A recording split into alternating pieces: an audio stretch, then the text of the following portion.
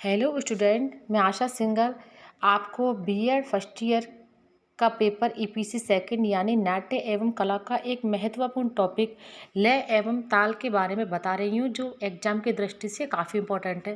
तो चलिए स्टार्ट करते हैं। गायन, वादन और नृत्य में समय की गति को लय कहा जाता है। लय शब्द का साधारण अर्थ गति है। संगीत के क्षेत्र में लय के अर्थ के संबंध में दो मत मिलते हैं। प्रथम मत के अनुसार समय की समान चाल लय है। इस मत में लय के अर्थ में समानता को सम्मिलित नहीं किया जाता, क्योंकि ठीक और गलत लय दोनों विवरत है। जब लय ठीक और गलत दोनों हो सकती है, तो लय की परिभाषा में समानता का भाव जोड़ना उचित नहीं है। इस मत को मानने वाले लय को केवल समय की गति मानते हैं। दूसरे मत के अनुसार कभी कभी लय से मात्रा की तालियों के बीच समयांतर को भी अर्थ में सम्मिलित करना चाहिए।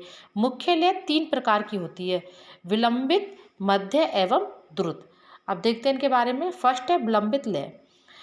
गायन, वादन, नृत्य में जब लय निश्चित करके कभी कभी बहुत धीमी चाल से होता है और 2 मात्राओं का समयांतर काफ़ी होता है, तो उसे ठा या विलंबित लय कहते हैं।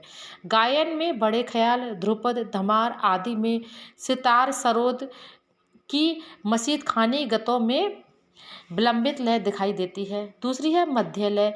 जिस लय की चाल विलंबित से तेज और द्रुत से कम हो, उसे मध्य कहते हैं।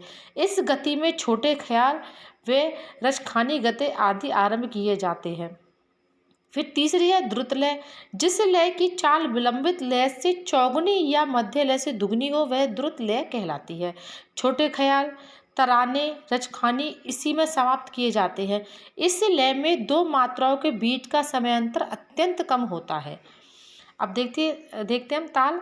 संगीत में समय नापने के साधन को ताल कहते हैं। ताल अनेक विभाग और मात्राओं से बनता है। ताल शब्द तल धातु से बना है। संगीत रत्नाकर के अनुसार जिसमें गीत, वाद्य और नृत्य प्रतिष्ठित होते हैं, वह ताल है।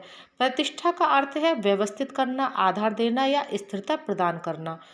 तबला, पखावज आदि वाद्यों से जब गाने के समय को मापा जाता है, तो एक विशेष प्रकार की आनंद अनुभूति होती है।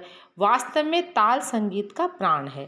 ताल के पूर्ण ठेके को अनेक छोटे छोटे खंडों में बांट दिया जाता है, जिन्हें विभाग कहते हैं।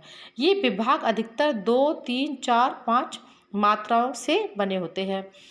ताल से अनुशासित होकर ही संगीत विभिन्न भाव और रसों को उत्पन्न कर पाता है। ताल की गतियाँ स्वरों की सहायता के बिना भी रस निष्पत्ति में सक्षम होती हैं। संगीत में व्यवस्था का संपादन ताल द्वारा ही होता है। ताल के लिए ढोल, मृदंग, तबला, झांझ, मजीरा, करताल आदि कई वस्तुएं प्रयुक्त होती है। ताल 2 कार्य करता है, एक तो आघात देता है और दूसरा भिन्नता प्रदर्शित करता है। धन्यवाद।